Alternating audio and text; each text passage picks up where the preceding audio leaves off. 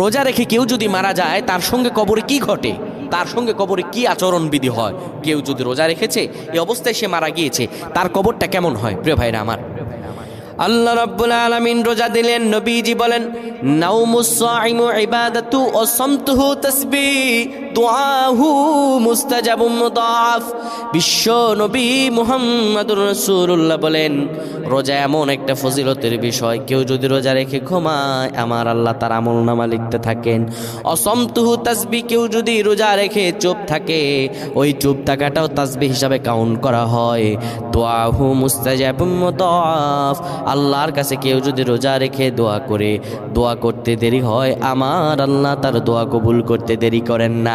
এত বেশি ফজিলত, এই ফজিলতপূর্ণ রোজা রেখে কেউ যদি মারা যায় তার সব আমলনামা আর তার সব গুনাহ মাফ হয়ে যায়। ব্যাপারটা এমন নয় রোজার অবস্থায় মারা গেলে আমার আল্লাহ তাকে ফজিলত দিবেন, এটা সত্য। রোজার অবস্থায় মারা গেলে আল্লাহ তাকে একটা মর্তবা দিবেন, সেটা সত্য। কিন্তু তার কৃতকর্মের প্রত্যেকটা হিসাব নিকাশ আল্লাহ রাব্বুল আলামিন নিয়ে নেবেন। তার প্রত্যেকটা কৃতকর্মের হিসাব আমার আল্লাহ তাআলা